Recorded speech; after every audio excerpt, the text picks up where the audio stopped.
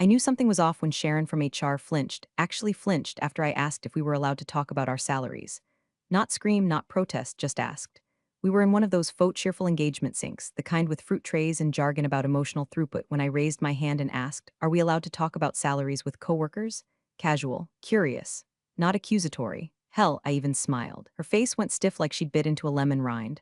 Then she said it flat and final, we don't discuss salaries here, just like that, like the topic was radioactive, like I'd farted during the Pledge of Allegiance. And in that moment, the temperature in the room dropped 5 degrees. You could feel it. You could hear the eye contact breaking. The marketing guy with the vest looked at his shoes like I'd said a slur. I half expected the fire alarm to go off and sprinkler rain to fall from the ceiling as corporate tried to wash my sin away. Over the next few days, everything felt off. A weird pause when I entered the kitchen. Slack threads dying mysteriously after I commented. One of the engineers, Lewis, who used to ask me about my fantasy football picks, avoided eye contact like I was an exorcist. And okay, before we go deeper down this rabbit hole of office sabotage and federal justice, let me just say this. If you're listening to this and you haven't hit that follow or like button yet, do me a solid. It really helps the team keep putting these stories out, and trust me, you're going to want to stick around for what comes next. This isn't some found her phone under the couch story. This is a slow-motion boardroom implosion with extra spice. Anyway, back to my sudden corporate invisibility. At first, I thought I was overreacting. Maybe HR was just touchy about sensitive topics. Maybe I'd caught Sharon on a bad week. Maybe the cheese cubes weren't cubed enough for her spiritual wellness or whatever. But then came the first red flag, an actual red flag. Friday morning, I opened our project tracker and found 2 of my deliverables reassigned. No heads up. No email. Just gone. My name erased like I never touched them. Then Monday, I wasn't invited to our usual ops stand-up. Lewis texted me after. They said you weren't needed. Just a format change, prob nothing, but I wasn't stupid. I'd been there 6 years. I'd onboarded half the team. If anything, I was the damn format. Things got worse. Subtler. I got added to meaningless wellness meetings. One-on-ones turned into HR surveillance sessions where they smiled while writing everything down. And the Slack messages, they had that weird digital stillness, like when you walk into a room and everyone pretends they weren't just talking about you. Even the interns looked skittish. That's when a junior dev, bless his caffeinated little soul, slipped. We were in the break room and he whispered, they're watching your Slack, just so you know. I stared at him. He shrugged, popped open his La Croix, and backed out like he'd just confessed to murder. At that point, the fog lifted. They weren't just being awkward. I'd been marked, labeled, branded, and all because I asked a question they didn't want answered, so I stopped trying to be nice. I stopped waving to Sharon in the hallway. I stopped making small talk with people who'd already written me off like a broken office chair.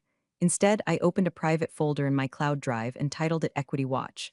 Then I started pulling threads, salary logs, comp change reports, bonus structures tucked behind performance reviews, anything I could access without a password request. I knew the terrain. I'd helped build the dam system. They thought I'd take the hint and shut up. Instead, I started listening more carefully, and what I heard was the sound of cracks forming under marble. You don't always hear the building fall. Sometimes it groans first. The day I knew it wasn't paranoia was the day my own project vanished from under me. Not some side task or shared deliverable. My project. A dashboard rollout I'd been leading for 3 months, suddenly reassigned to Colin, the same Colin who once accidentally emailed a quarterly review to the entire sales team with the subject line, "Let's lie prettier this time." No warning, no explanation. I logged in Monday morning and poof, my name was gone from the project sheet. The JIRA tickets had been moved, ownership flipped, and someone had the gall to keep my documentation intact like I was a ghost consultant. I forwarded the change to my boss, Karen with a Q, asking for clarification. She replied 3 hours later with a one-liner, realignment based on bandwidth. Thanks for your flexibility. Flexibility? Lady, I could bend into a pretzel and you'd still find a way to sit on me. Then came the calendar games. Meetings I'd been on for years, weekly ops huddles, postmortems, cross-departmental planning calls, started disappearing from my calendar like I'd never existed.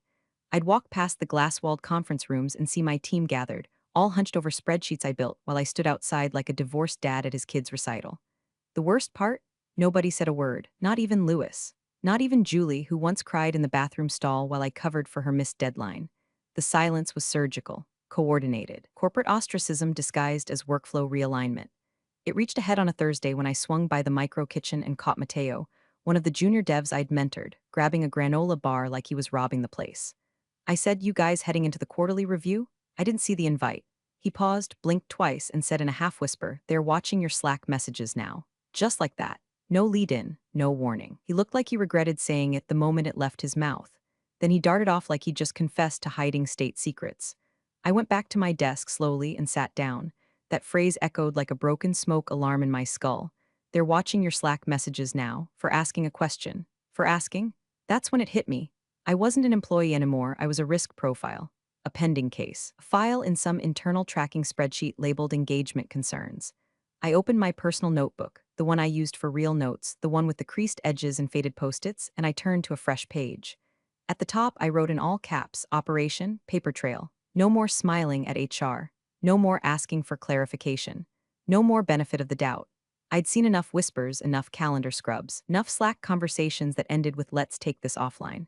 I wasn't documenting out of revenge. I was documenting to survive. You spend 6 years in ops and you learn to follow the flow of information like a plumber tracing a leak. Pay schedules, bonus bands, job grade ladders. The language is always sanitized, market adjustment, equity rebalancing, performance realignment. But the smell? The smell is always rot, so I started collecting. Screenshots, exported CSVs, a strange bonus payout labeled Q4 adjusted equity reconcile that went to 3 executives after we missed revenue goals. I bookmarked links, downloaded logs, renamed files to look like vendor contracts. Everything got backed up to an encrypted cloud drive under the name Old Recipes Grandma. Let them subpoena that. And the deeper I dug, the more absurd it got. I found a male coworker at my same level, same title, fewer responsibilities, making $19,400 more. Another one had received a retention bonus during the same quarter. They canceled our department's team building budget. I cross-checked contractor payments and found 2 shell LLCs getting recurring consulting fees with vague descriptions like admin interface synergy sync. Admin, interface, synergy, sync.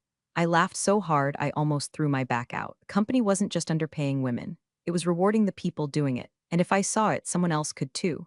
I stopped going to engagement syncs. I stopped reacting in Slack. I let them think I was fading out. Meanwhile, I was building a war chest, quietly, methodically, like a woman setting fire to a field one blade of grass at a time. I wasn't just watching the system anymore. I was archiving its sins. The first time I saw the anomaly, I thought it was a typo. A misplaced zero, maybe. But when I double-checked the data export, the numbers didn't lie, they never do. One of my peers, Tyler, same title, same responsibilities, same hire date even, was pulling in $26,000 more a year than I was. Not counting his discretionary bonus. That part nearly made me choke on my coffee. Because that bonus, it came from a budget code I recognized, vendor allocation, which meant it didn't come from payroll. It came from a shell contractor account. I stared at that spreadsheet like it was a live grenade. I knew enough about how our systems talked to each other to see what they were doing, disguising internal bonuses as third-party consulting fees. Why? To skirt equity audits. To keep the official salary data clean. A perfect way to funnel rewards without leaving fingerprints. At first, I tried to rationalize it. Maybe there was an explanation. Maybe Tyler negotiated better. Maybe I missed a pay cycle adjustment. But the next name I checked, Illy, another senior analyst, showed the same pattern. Base pay higher than mine, bonus code identical, shell account payout. And then another. And another. Every one of them a man. Every one of them listed under a performance metric that didn't exist in any of our published policy docs. My fingers started shaking. I'd seen payroll irregularities before, clerical stuff, late reimbursements, but this was deliberate. Someone had built an invisible pipeline for selective enrichment, and it ran right through HR's supposedly automated systems, so I started digging. Deeper, quietly. Late nights after sign-off, I'd VPN into the archive server and pull monthly comp snapshots. I'd compare metadata timestamps, revision logs, and digital signatures. Most people saw salary data as rows and numbers. I saw tracks, patterns, fingerprints of the same 2 or 3 admins making subtle edits at quarter end. It was almost elegant in its simplicity. One file labeled Vendor Payout Q2, XLSX. Inside, 6 transactions to companies with names like Sierra Apex Consulting and Velvet Harbor Systems, both listed at the same mailing address as our downtown office. That was the moment my confusion burned off like fog under a blowtorch. This wasn't sloppy accounting. This was a machine, and they'd fired me for asking about fairness. I opened my encrypted cloud drive, the one hidden under Old Recipes Grandma, and created a new subfolder, Shell Audit. Every file I found went in there. Copies of pay logs, invoice PDFs, metadata exports, and screenshots of the audit trail, just in case anyone tried to wipe the evidence later. I even saved the timestamps separately, handwritten in my notebook. Paper still tells the truth when hard drives don't. The more I found, the colder I got. There was no moral outrage left, just precision. I'd always been the quiet one, the one who fixed other people's mistakes without demanding credit. Now I was turning that same precision on them. I was cataloging every irregularity like a coroner examining a corpse. One night around 11 p.m., as I sat staring at my monitor in the blue glow of my living room, I caught my reflection in the screen. I looked calm, too calm. That scared me a little. Because I realized I wasn't shocked anymore, I was methodical. I was past hurt, past disbelief. I was studying them like a system to be debugged. And when you debug something long enough, you eventually find the root cause.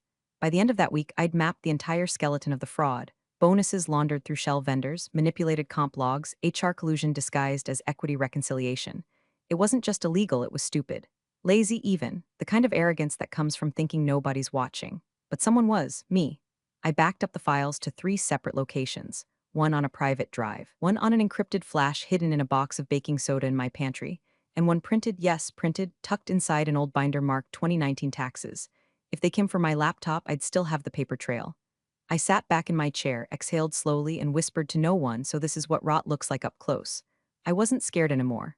I wasn't even angry. I was ready. The calendar invite said check-in, wellness, and support. That alone should have tipped me off.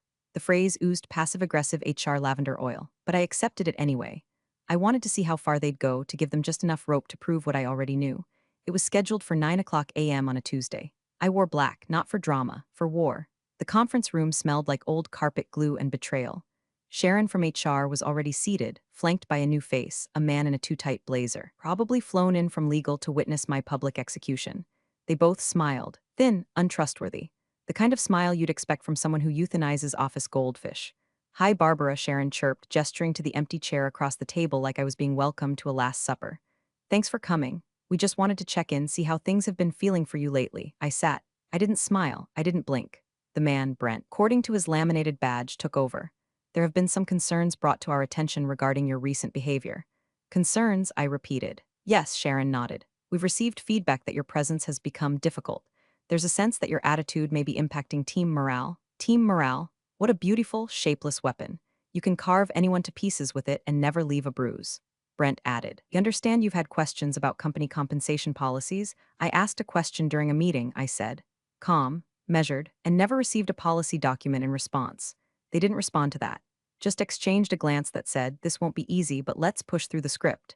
Then came the envelope, thin, white, no weight to it. Sharon slid it across the table like it contained an allergy report instead of a livelihood. "You've made the decision to terminate your employment, effective immediately," she said with a rehearsed softness like that would dull the blade. I looked down at the envelope, didn't touch it. No severance. No misconduct accusation, just effective immediately. No appeal, no HR follow-up, just bye. And the best part, they thought this would be the moment I'd break. That I'd cry, beg, rage, give them something messy to point at. Something to justify what they were doing. But I just sat there. Then I said, "Noted." That's it. One word, no emotion, no retaliation, just acknowledgement. Sharon blinked, thrown off. Brent shifted in his seat. They weren't prepared for stillness. They expected blood. I stood. Took the envelope, not because I needed it, but because it was a receipt. Then I turned and walked out. No one stopped me. No one looked up. Not even the receptionist, who suddenly found her screen very interesting. I didn't take my plants, didn't say goodbye. I'd already backed up everything important. The ride down the elevator was silent. 33 floors of reflection in brushed steel. By the time I hit the lobby, the humiliation had already started to transmute, melted down, and reforged into something colder. Harder. They thought this was the end. They didn't realize I'd already begun. 2 blocks away, in the corner of a coffee shop I'd been using as my off-site ops bunker, opened my laptop and connected to the encrypted drive. There it all was, waiting, organized, time-stamped, untouched. They fired me because they thought I was a threat. They had no idea how right they were. There's something terrifyingly calm about filling out a federal whistleblower report. You expect your hands to shake, your breath to catch. But mine didn't. I sat at my kitchen table, next to a cold cup of coffee and a candle that had long since burned out. The windows were closed. The laptop screen glowed like a confession booth, and the cursor blinked, patient and silent. I started with the Department of Labor. The form asked for the basics: my name, the company's name, the dates. Then the real part, nature of the misconduct. I paused for half a second, then began typing like I was carving the story into stone. Systematic wage discrimination against female employees occupying analyst, senior analyst, and operations roles. Multiple instances of unequal compensation for equal work, corroborated by internal payroll and equity allocation documents.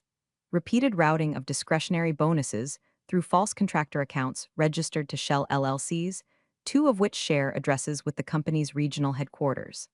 Unauthorized bonus distributions issued outside of standard compensation frameworks to select male employees. Payroll misrepresentation conducted via vendor expense accounts. Possible violations of the Equal Pay Act and the Sarbanes-Oxley Act, Sections 802 and 806. Evidence of internal document tampering, including manipulation of metadata and audit trail obfuscation. Retaliation following inquiry regarding salary transparency. Termination issued under vague claims of team morale concerns after formal request for written compensation policy was ignored. Internal chat logs monitored without consent post-inquiry. I attached 47 documents. I labeled every single one. Then I filed the same report with the Securities and Exchange Commission. Same structure. Different fangs. Because this wasn't just wage theft, it was investor fraud. Misreporting payroll liabilities during an IPO runway? That's a red flag they can't ignore. I cited the specific policies they claim to uphold in the S1 draft, pasted the language about inclusive compensation models and transparent equity frameworks. Then I provided the logs proving it was a lie. I invoked whistleblower protections under both agencies. Clean, legal, bulletproof. Then I hit submit. The screen shifted. A message appeared, your report has been received. A federal investigator may contact you for follow-up. Do not discuss your report with any representative of the company you are reporting. A confirmation number, a date, a timestamp. I screenshotted it, printed it, saved it twice. Then I sat back in the chair and let the silence expand. This wasn't anger anymore. This wasn't revenge. This was justice, coded into a PDF and fired into the bloodstream of two of the most powerful regulatory agencies in the country. I didn't post about it, didn't call anyone, didn't text a single coworker. I let the quiet grow teeth. Because here's the thing no one tells you about a whistleblower report. It doesn't shout, it whispers. To the right people, in the right rooms.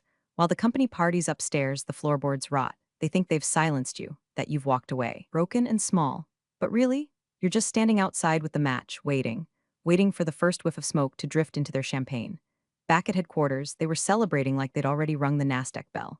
I watched it unfold from a safe digital distance. LinkedIn updates, Slack screenshots forwarded by quietly loyal ex-colleagues, even a press blurb bragging about disruption in legacy operations workflows and cutting-edge equity transparency. That last part made me snort hard enough to choke on my tea.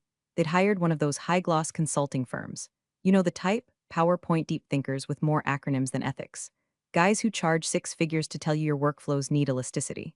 The kind of consultants who spend half their time installing espresso bars and the other half inventing new buzzwords to mask rot. Photos went up on social. Leadership sipping cocktails in rooftop bars, toasting pre-valuation targets and organic multiplier uplift. HR even hosted a Wellness Wednesday to boost morale after firing me for hurting morale. Irony doesn't come in thicker slices. They had no idea. None. But then the hairline cracks began to show. Not loudly. Not with sirens, just oddities. An auditor, contracted for the IPO readiness review, asked for a monthly contractor payout log. Nothing strange on the surface, until you realized that specific log hadn't been requested in 4 years.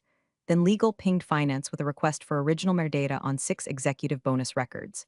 Original metadata, not PDFs, not summaries. They wanted timestamps. That's not casual. That's someone reading too carefully.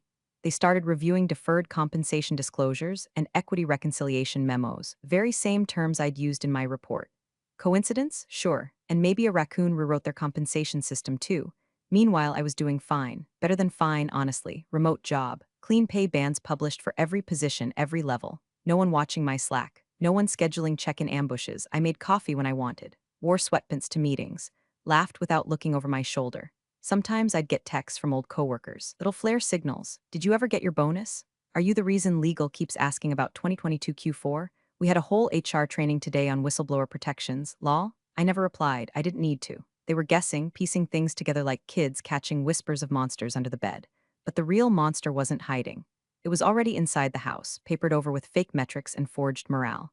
Leadership kept smiling, at least in public. They posted about closing Series C with confidence. Hired a VP of people. Gave Sharon from HR a Compliance Excellence Award, which I genuinely hope came with a fruit basket full of poison. I imagined the boardroom, same stale air, same glass walls, same performative laughter. They thought the machine was humming, that everything ugly had been purged with my departure. But underneath it all, the foundation was humming too. Different kind of hum. The kind you hear before a transformer blows. Because every file I sent, every timestamp I archived, every metadata tag I preserved, it wasn't just evidence. It was a countdown. And now someone else, someone inside, was reading it. Not because I shouted, not because I posted a TikTok crying in my car, because I whispered it directly to the ones who had the power to make them bleed quietly. And I could feel it coming. The slow, creeping shift. The weight of pressure building behind closed legal doors. They were still drinking champagne. But the floor beneath them? Yeah, that was starting to creak. The first real tremor came quietly, like most disasters do. They were supposed to have an investor call on a Thursday. some pre-IPO cheerleading session with PowerPoints, buzzwords, and barely concealed greed. The kind where the CFO dazzles with projections cooked to perfection, and no one asks why the frosting smells like gasoline. But then the invite got pulled. Unexpected delay, the email read. 3 words, no context. Sent at 8:14 a.m. That same afternoon, a junior finance associate, Emily, 2 years in, smart as hell, abruptly resigned. No farewell lunch, no LinkedIn essay, just gone. Her desk emptied before lunch. Her Slack deactivated by 3 p.m. I didn't hear it from her, but someone else did. One of my old ops colleagues texted me a screenshot of the internal whisper chain. Emily knew too much about the Q1 bonus recs. She told HR she wasn't going to jail for someone else's mistake. Did you hear legal asked for her access logs? I read it twice, smiled once, and went back to my spreadsheets. See, while the house I used to work in was starting to sweat, I was sitting in a glass-walled office of a new company, a real one, where my salary was printed in the job listing before I even applied. Full transparency. Level 4 Ops Analyst, $96,000 base with structured reviews, $5,000 bonus band, no negotiation games. Everyone saw the same sheet. Everyone knew where they stood. Felt like walking barefoot after years in steel-toe boots. My boss was a human being. The HR team spoke like humans, not soft-core legal threats in yoga pants.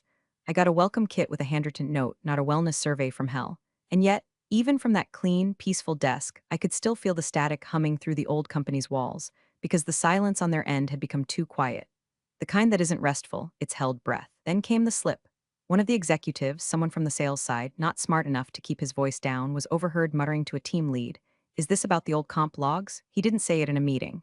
He said it in the hallway, but those words traveled faster than a fire in a dry forest. Suddenly, you could see it in their faces, the look of people who realized there was a wolf and it had already chewed through the fence. Board meetings got moved. Sharon from HR, Miss Morale is everything, started canceling office hours and looked like she hadn't slept in a week.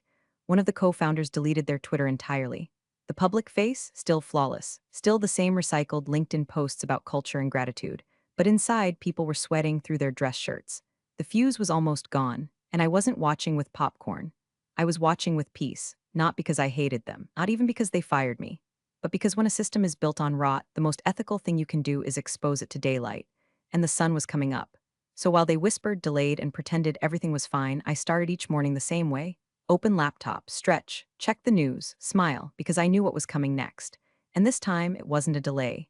It was the sound of a locked door being opened by someone with a badge. The boardroom was bathed in late afternoon light, the kind that makes rich people feel invincible. Leather chairs, custom glass table, sparkling water bottles arranged like trophies. The CEO, let's call him Doug because of course his name is Doug, stood at the head of the table, sleeves rolled up like a startup messiah preaching through a storm. "Look, I've spoken to legal," Doug said, voice smooth as gym-polished mahogany. "The reports are overblown." Some noise from a disgruntled former analyst trying to stir up attention. "It'll pass. They always do." He chuckled as he said it, laughed actually. The kind of laugh that's just one drink shy of dangerous. The CFO tried to mirror it, but it landed flat. Her smile looked stapled on. Someone at the far end of the table coughed into their fist. "Barbara," Doug continued, grinning like a man who still thought he owned the narrative. She was smart, quiet, never caused a stir until suddenly she decided to play detective. You know the type. Probably thinks she's Aaron Brockovich with a Google Drive. A few board members chuckled, dry, performative, the kind of sound you make when you're not sure if you're supposed to agree. Then it happened. Reception called up, but no one answered. Downstairs, the front desk staff had stopped chewing gum mid-pop. Because 2 men had just entered the building, mid-40s, black suits, no small talk. One flashed a badge, the other handed over a file folder. Calm, professional, like this was their third takedown of the week. They didn't stop for coffee, they didn't look around. They moved like people with a schedule. The elevator dinged. Doug was still talking, still on his soapbox. "We'll address it in our S1, sure, but I've been through this before. I've had worse. These things flare up and ding." The conference room door clicked open, not knocked, opened. And suddenly the air was gone. 2 men stepped inside. No smiles, no apologies, just the sterile chill of authority. "Douglas Worth?" the taller one asked. Doug froze, mouth still half open like he'd forgotten how words worked. The agent held up a document, 3 pages, clipped neatly, the top stamped in red. "Federal Asset Freeze Order. My name is Agent Ramirez. This is Agent Lowell. We're with the Department of Labor and the Sex Enforcement Division. Effective immediately, we are freezing all corporate and subsidiary accounts pending review of Whistleblower Report 408 to 21C. The CFO made a noise, somewhere between a gasp and a dry heave. Ramirez continued. "Per federal whistleblower protections, the subject of the report cannot be contacted, surveilled, or retaliated against in any way." Nobody moved. Doug's hands were still on the table. His knuckles went white. behind them. The digital dashboard mounted to the wall began to flicker. The company's internal finance display, real-time dashboards that showed everything from revenue to cash on hand, froze. Then error codes started pouring in. One board member, a woman in a lavender blazer, leaned back slowly and said in a whisper, "Oh my God." Doug tried to speak but coughed instead. And outside, in a cafe 2 blocks away, I stirred a packet of raw sugar into my coffee and refreshed my email. One new message. Subject, enforcement initiated body, we've begun. Thank you for your cooperation. I leaned back in my seat, took a sip, let the warmth settle, no press, no social media war, no scandalous podcast, just truth moving quietly. And finally delivered. Agent Ramirez didn't flinch when he laid the second document on the table. A plain manila folder, no theatrics, no preamble. Inside, a warrant, signed and sealed. 3 federal stamps, one for the Department of Labor, one from the SEC, one from the U.S. District Court. This includes authority to seize physical and digital records, restrict outgoing financial transactions, and lock employee compensation structures pending a federal audit, Ramirez said, calmly, like he was reading off a lunch receipt. Doug, still standing, still trying to project the same alpha in a hoodie energy he always used to charm investors, looked like he'd been hit in the throat with a frozen salmon. His mouth opened and closed, but no sound came out, not even a stutter, just silence. Agent Lowell leaned in, close enough for only the front half of the table to hear. Her report triggered an investigation. Your assets are now frozen pending federal review. And that was when the CFO dropped her pen. It didn't clatter, it just rolled, slowly. The only sound in the room. She tried to speak, tried to ask something, but her voice cracked halfway out and died. Her hands trembled as she reached for her phone, but Ramirez raised a hand. No calls, no messages. All devices remain in this room until our forensic team arrives.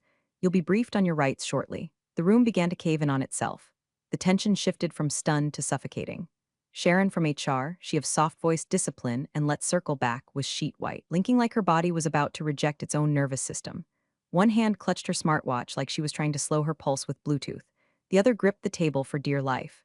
The screen behind them, the sleek, glass-encased financial dashboard that normally flickered with funding updates and performance metrics, glitched once. Then again, then it froze. Access denied.